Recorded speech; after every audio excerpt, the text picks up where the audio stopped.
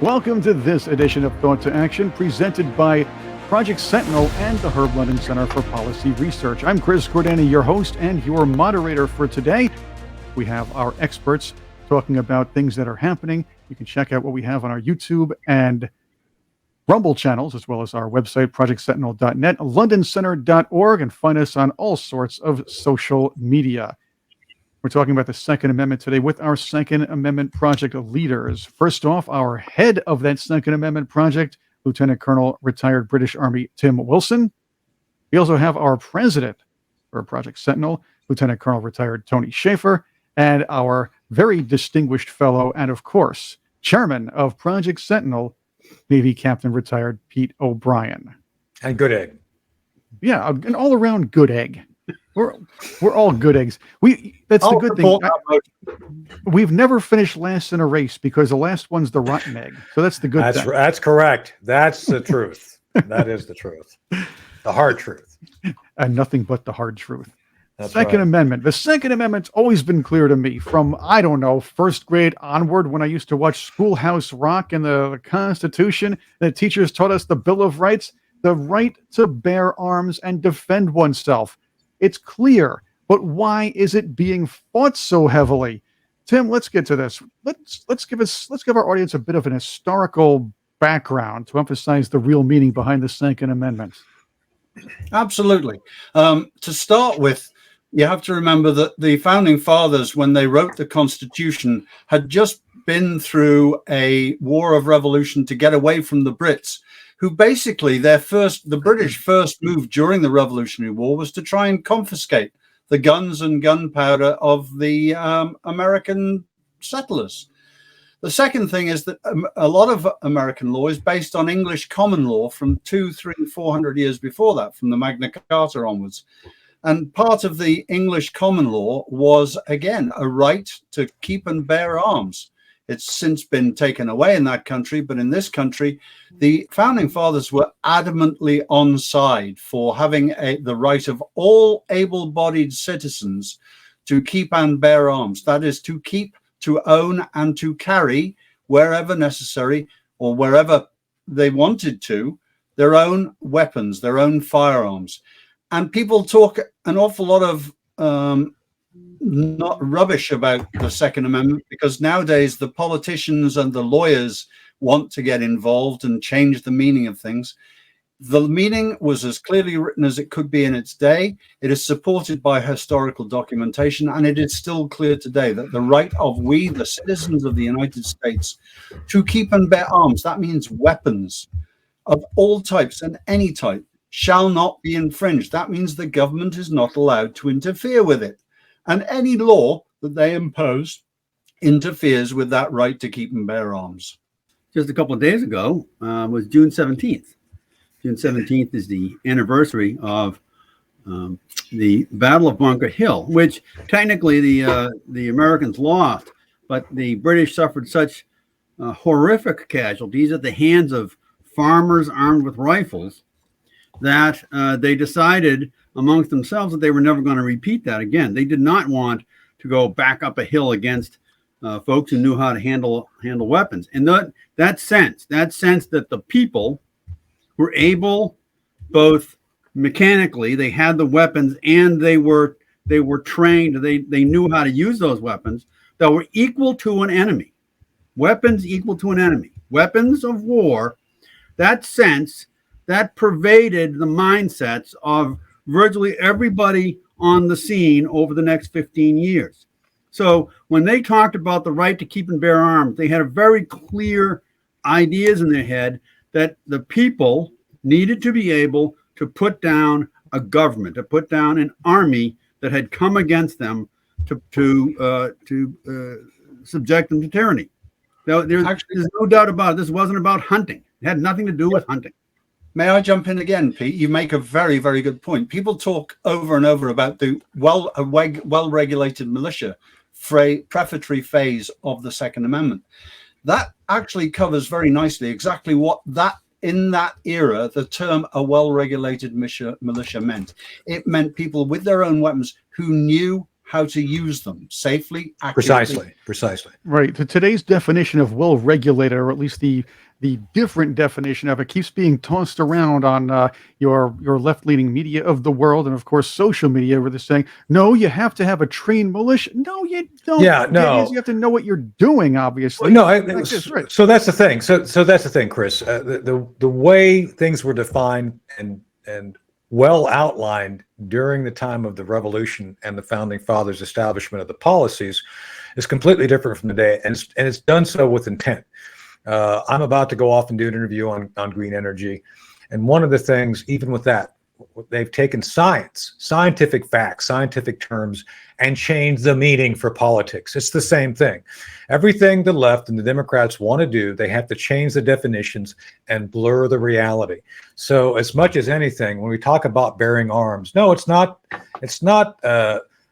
Tom Fenton at Judicial Watch bearing his arms, although I'm sure people like that. Bearing arms, as we're defining it today, is all about what we can carry regarding weapons. So as much as I love Tom, don't buy into the Tom Fenton bearing arms. I'm joking with you, Tom. It's only meant as humor.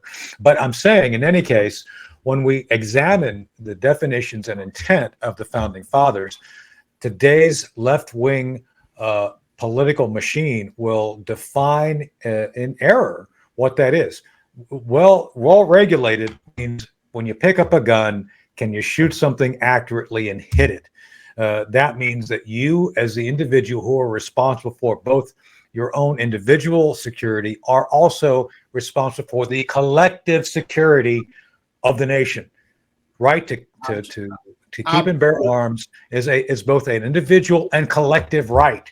We have the right to organize our communities to defend ourselves against outside threats. So not only is the left going to avoid talking about that fact, even though that's why the Second Amendment exists, is that we all have the intention was to have us invested in our own collective defense. Something that the left, especially at the time we're taping this over this last weekend, they had record numbers of shootings at an event in Chicago for what's it called? Juneteenth? Yeah. Yes, I believe it's called Juneteenth. Yes. 25 people, one killed. Were the most regulated. If you want to use the left's definition here, the most regulated city in the nation, according to their definition, you had the most gun violence. Think about that. If I may as well, that leads nicely to another accessory point, if you like, ammunition. There is over and over this attempt by the gun control lobby to limit the amount of ammunition. They talk on and on about high capacity magazines like they're a bad thing. They're not. Every soldier, every military guy, every law enforcement officer carries as much ammunition as they practically can and they're comfortable with. Why? Because you need one more round than it takes to stop the threat every time. Yeah. Let me address that. Not a number that should be decided by politicians and bureaucrats. That is a number that depends on your individual assessment of your threat. And regulation of ammunition is just yet another sneaky way to infringe on the people's right to keep and bear arms. So I have here in my hands a standard magazine of 30 rounds. This is actually an upgraded military standard. Look, you can actually see on the inside, which tells you how many you have. It's improved. So the ammunition I actually have here is not standard military ammunition. It's actually designed to spread out an impact. It's a personal protection round, which I use here it's my better than military grade, Tony. It's better than military grade. Thank you. Yes, it's better than military grade. So when I hear, military grade, it's like, no, military grade is not. It's like, that's the bottom line. This is an improved special operations magazine with other things that go with it. Now, and also I have this double extended magazine. To that point, it's like, this is 60 rounds. It goes in any AR. It's a lot of ammunition. So what? It doesn't mean anything by the fact that if I chose to defend myself, to Tim's point, I have at least one more round than the bad guy.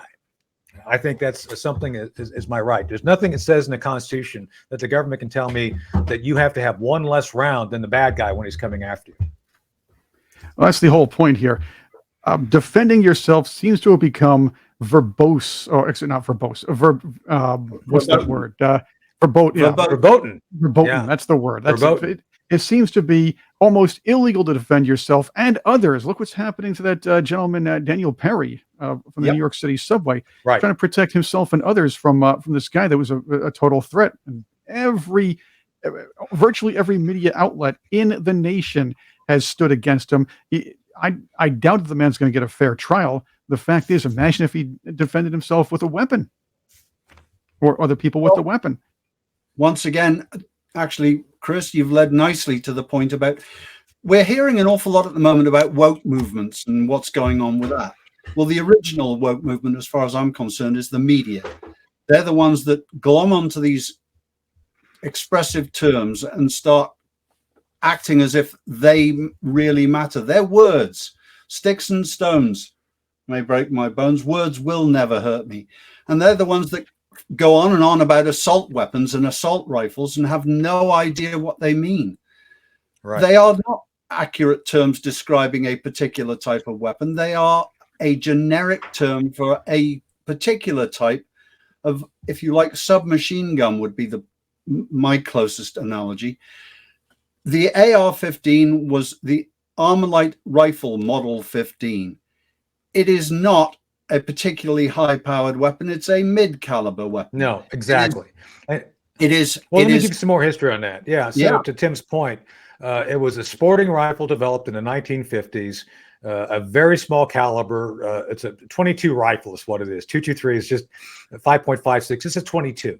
It's got a little bit longer bullet with a little bit more powder. There's two versions of the 223 is a civilian version with less chamber pressure than a 5.56. NATO 5.56 is considered higher pressure. With that said, does anybody know what general decided that he wanted the AR-15 for his use in the military? Anybody want to guess? Anybody remember?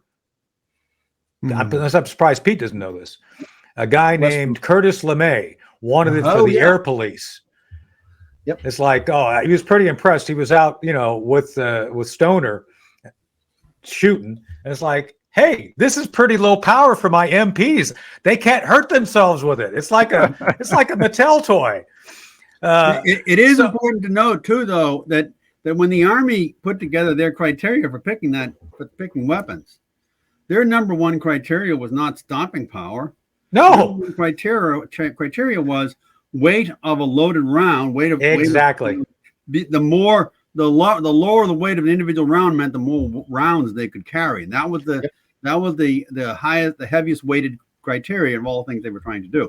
I always try to, and I think it's important for us every time this comes up for us to, as best we can, as quickly as we can, diffuse the propaganda. No, the AR-15 was a sport rifle that the SAC commander thought, this is really good for base security for my guys to sit in the perimeter to protect, B-52s. And then the Army saw it because, hey, you can give somebody 5 times the number of bullets going into combat versus an M14. M14 being very heavy, very difficult, but much more powerful. Trust me, if you get hit by a 7.62 round, you're going to know it a lot more than a 5.56. So this whole idea that, it's a military round designed to kill, it's not. It was a sporting rifle round that was designed for purposes of any number of things, not the least of which was to go into combat.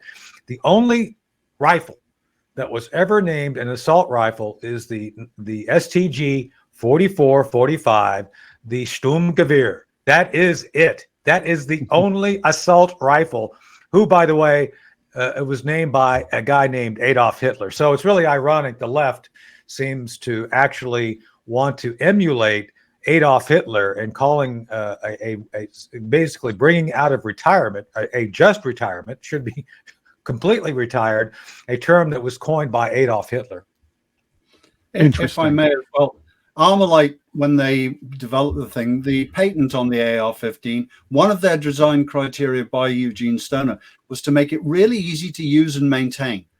And he was so successful in that. That's part of why LeMay was so impressed with it. It is literally a really simple weapon to pick up and use.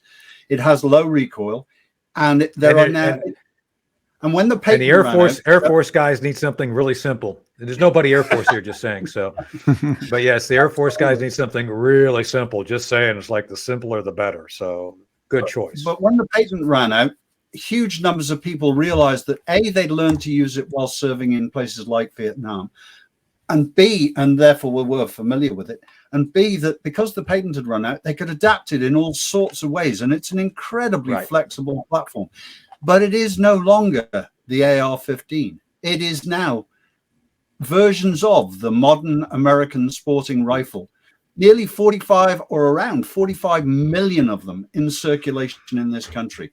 That is 9 times the amount of weapons owned by law enforcement and the cops combined. Yeah. And the military, I should say. And to that point, I think any rational law enforcement agency understands that law-abiding citizens are not a threat. The moment you decide you're going to confiscate weapons, they become a threat because they have the right to maintain those weapons. And all the sheriffs I've talked to understand that. And every sheriff I know that I've talked to are on the side of the people in this. So, yep. Let's bring this to another buzzword that's often been used. Aside from assault rifle, there's also high-capacity magazines. Yeah, we just covered a little bit of that. It's another. I'll say the word dog whistle, but it's the idea is to inspire fear into those who are on the fence as far as whether you want to go for gun control or you're for the Second Amendment. To try to influence others, you want to scare them. So high-capacity magazines are another boogeyman or set of boogeymen, if you will. It is. So here's a small capacity. According to those, also known as a small man's magazine. Just saying, not that I'm saying anything about that. Just in case if you're wondering, this actually carries 10 rounds. Let me tell you something.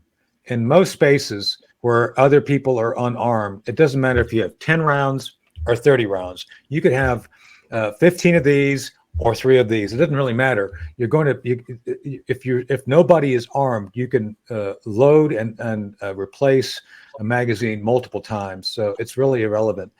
The issue, obviously, in my judgment, is gun-free zones. Anybody who has an AR probably has a 30-round standard magazine. This is not high capacity. This is standard capacity. This is what most people have for purposes of whatever they use the weapon for. This actually works. I actually will put this in at some point, sometimes, in one of my AR pistols because it's shorter. It actually, you can put it in a bag and take it with you. And I use smaller magazines for defensive purposes where I just don't want to have a full big magazine because I just want to stick the weapon somewhere to have it available. Not for offensive purposes, for defensive purposes. And so if I choose to have a small 10-round mag, I should have that right. If I want to have the full magazine, what does it matter? Because ultimately, those who laws are written to stop, criminals don't follow the law. So inherently, the only people you actually burden are those law-abiding citizens who have the right to have whatever number of rounds they want. And you're absolutely right. Chris nailed it. Tony nailed it. Scary features. That's what the left depends on.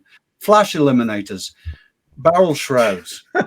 Bayonet loads. When was the last time somebody was stabbed with a bayonet? There are less than 400 murders a year with long guns of all types. Never mind the modern sporting rifle.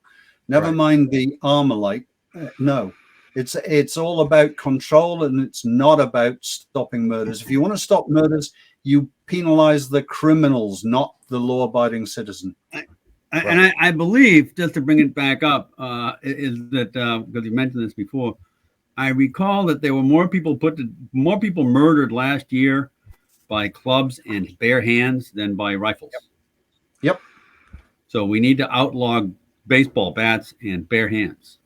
And next under that are people who are forced to watch Barbra Streisand movies. That's the next highest. That's the problem is the Constitution also calls for not administering cruel and unusual punishment. That's right. So if we're going to follow the Constitution, I don't think Barbra Streisand movies are going to be the way to go. That's right. There you go. I think Maybe that's m- universal. Every maybe country mild- feels that way. Yeah, mild punishment. Maybe Hugh Grant movie. It should be a UN conference on Barbara Streisand movie torture. That would be the thing I would go for if I were elected. Just saying. That's my platform. The only person, maybe Dick Gephardt would like to see that. That's about it. Maybe. There we go. Here's another one, and this also bothers me. For decades upon decades, I've always heard, well, if you let people walk around carrying guns and concealing weapons, it's going to be like the Old West. Yeah, it's going to be so wild. No. There's going to be rootin' tootin' shootings at every corner of every city. That's right. That's what I keep hearing. No, let me address that real quick, because true. I live in Eatonton, North Carolina. Y'all know it, and we live in an area where open carry is open carry. You have open carry. People walk around with guns all the time. I see it on a regular basis. It's a very safe place. Nobody gets impolite. Everybody's very polite. I got to plan like 10 extra minutes in my schedule just when I go somewhere because people want to talk. They're very friendly. I can tell you, this is the friendliest place I've ever lived. People actually engage and talk, and nobody worries one iota if someone's carrying a gun. Not a single person. Not one. There's no shootouts here. Zero. Well, that raises the point that of the 27 now constitutional carry states, 15 of them have happened in the last 10 years. Yeah. The gun control crowd was screaming and shouting beforehand about how there would be blood running in the streets, instead of which violence in most of those states has dropped significantly. Hey, let's go to the cities, though. The cities are filled with no gun zones, and where are the crimes taking place? Because it's never gotten through the left's heads that the criminals will always find a way to carry guns, and they'll be more amped to commit crimes when they know somebody isn't going to come back at them. I know it's like 9 out of 10 mass shootings occurs. 9 out of 10 school shootings occurs in gun-free zones. And exactly. Well, that's the thing. I know it's an alien concept to the progressive left, but criminals don't follow the law. I think it's in the definition. I'm pretty sure. Mm-hmm. They're also more apt to be afraid to do something or afraid to take a certain step if they think that there are going to be repercussions. Criminals are generally cowards if you think about it properly. But not just criminals, even the psychopaths, the ones that are sociopaths who've gone out and committed mass murder. When their background has been examined, they've made their plans and they've avoided gun carrying zones. They deliberately picked targets. They've driven past. The Aurora Theatre shooter drove past 2 other theaters because they didn't have no gun signs. These people are not suicidal as such. They may try for death by cop at the end of it, but they want, first of all, to take as many victims as possible with the lowest risk themselves. They're not irrational. And at the same time, the numbers are illuminating. If you look at the people who actually engage in shootings, there are one quarter the number of violent crimes by people who have concealed carry permits as by police. Yep. Right. The police, who, despite whatever might be said on some talk shows, the police commit very few crimes in this country. Yep. Very few. Right. 1/4 of the crime rate of the police is the crime rate of people who have concealed carry permits. Yep. It's 1/4 of what the police is doing. The police is way below the average. So when you start looking at this thing, the fact of the matter is people with concealed carry permits are among the safest people on the planet. It is remarkable what the crime rate is among those people. It's almost non-existent. It's law-abiding gun owners by definition as well are responsible people. They are the ones who will learn safety, who will learn and take care. And how many are there, Tim? What are the number of law-abiding gun owners in the United States? Well, we now know that there are something like 80 million households with weapons, firearms in them. That's out of 130 million. That's 60% of the households in this country. So it raises that point, going back to the woke media, of they're trying to frighten people instead of catering to an audience that actually believes by demonstration, by putting their dollars in and buying guns, that guns are a safety feature, much safer than not having one. And Oh, here's- defensive gun use is another whole topic we could go into, but I won't. and here's another thing. If you want to get on the subject of fear, we've mentioned this before in past thoughts to action. I like that. Thoughts to action. I think that's the proper way to do it instead of thought to actions. Anyway, that's the spoons full and spoonfuls debate.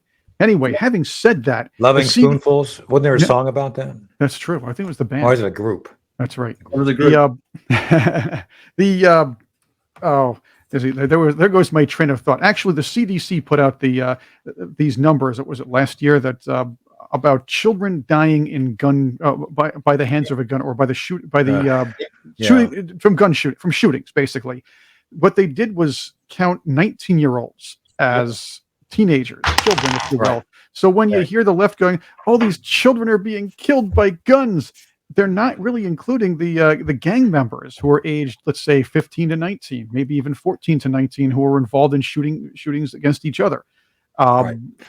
This is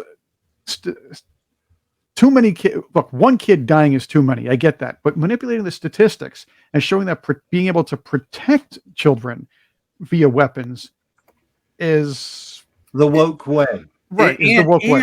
And remember that one of the tactics used by the gangs is when it gets time to drive by Give it to the minor.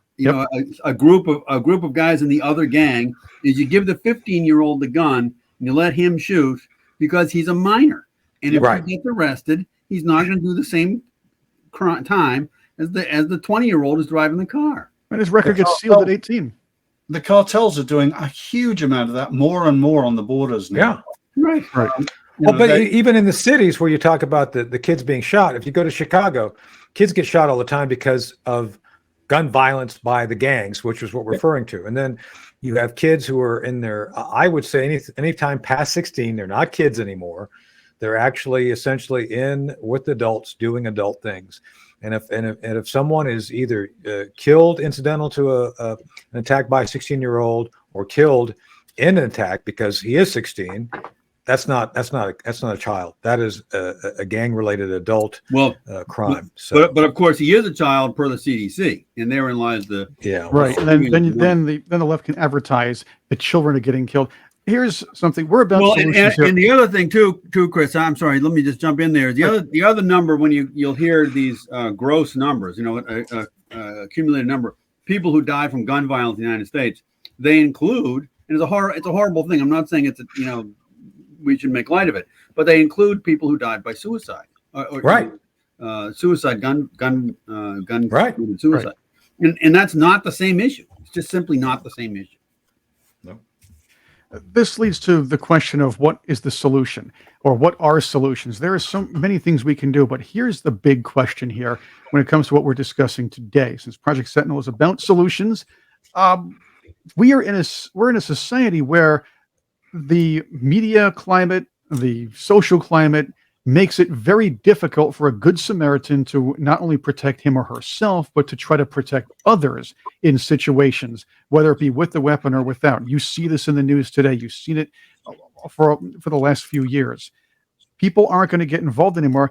How can we change the attitudes, or at least find a way to change legislation where we're being able to not only defend oneself but defend others comes, I'll say, back in style for a more colloquial term, but let's just say not punishable by law? Very, very simple way. That first off, there are over 30,000 gun laws. They have penalties attached to them. Apply those penalties properly instead of allowing DAs to plea bargain away gun offenses. No. If a felon is caught committing a crime or a felony using a firearm, apply the full weight of the law without dealing things away for the ease of the DA to get a high prosecution rate. That's my big one, is just prosecute them properly. But I think you'd agree with me, Tim, is that before you get there, you have to go back to it. It's the broken window theorem. Is that we can't say, okay, it's all right to go break in and, not that it's all right, but we're not going to prosecute you if you break into a store and steal whatever, we're just not going to prosecute it. That is the horrible first step into a life of crime. You need to stop it small, otherwise it's going to get big. So there's a whole generic policing question here that really needs to be applied. And the real answer there is there needs to be a concerted effort to bring the DAs across the country back into line with the thinking of the majority of the people. And that is a hard nut to crack. That is going to be a difficult process because it's a lot of money thrown at DA elections, and the results are that the DAs are acting in a skewed manner to the rest of society, and it just is what it is. I would throw in something else again. Obviously, legislation, to get the right legislation. But along the lines here, what we need to get to, and this is probably going to make people blanch, is I think there should be firearm training in schools. I think at some point here you need to go. Yeah, I agree. To agree. Training folks to how to use a weapon in high school, and I really do think that it just absolutely incenses me. Because there is no way, despite what you see on television, a 110-pound woman cannot learn karate and defend herself against a 200-pound man. That's nonsense. Yep. She needs a gun. And there shouldn't be an 18-year-old woman walking the street of any city in this country who doesn't have a 45 or maybe it's a 38 in her purse. It should not. There should not be a woman walking the streets of any town in this country who isn't armed. So to Pete and Tim's points, both to my perspective is three things people should do. First, think for yourself. Don't accept what you're told by the left regarding stats or language. One of the things. Second point is what we talked about. We need to retake the language. The language of the left is not the language of everyday people. We have to understand that a well-regulated militia is us. We're the militia. We're expected to be able to defend ourselves as individuals and as a collective, as something that we all do together. And third, and most importantly, we talk to your political leaders, because to Pete had made this point, and Tim had made this point about you need to defend yourself. You need to be prepared to encourage those around you to defend yourselves and be armed. And then when it comes time to taking back the courts, you've got to work politically to do that. And the way you do that is by engagement.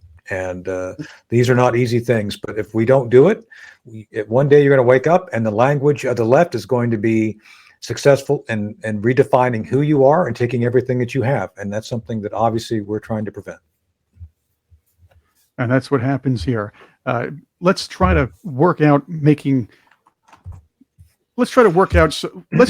out so defending oneself is not a sin anymore, not against the law. Defending others should be a virtue and not something that would drag one's name across the social media and mainstream media in a very negative way. What's going to happen to the next generation? They're going to be people afraid to do anything aside from pull out their phone and videotape everything. I think we have that now already, but it's going to be worse next generation if we don't encourage people to, like you said, respect the firearm and train young people, show them how to actually handle it, how to be safe with it, and of course, respect the idea that people should protect themselves and protect others without improper repercussion. Gentlemen, I want to thank all of you for being part of this discussion, as we have a full series of Second Amendment Project think pieces here, whether it be on video or, of course, on one of our websites in the written form on projectsentinel.net or on londoncenter.org. Please follow us on social media. We're on Facebook. We're on Twitter. We have Tony also individually on Twitter. You can find us all around. We're on LinkedIn, everything else. And again, check us out. Find all of our other videos on our YouTube and Rumble channels. Once again, thank you very much for being with us. I'm Chris Cordani, your host. For Tony Shaffer, Tim Wilson, Pete O'Brien, the London Center, and Project Sentinel, stay informed and make your day a great one.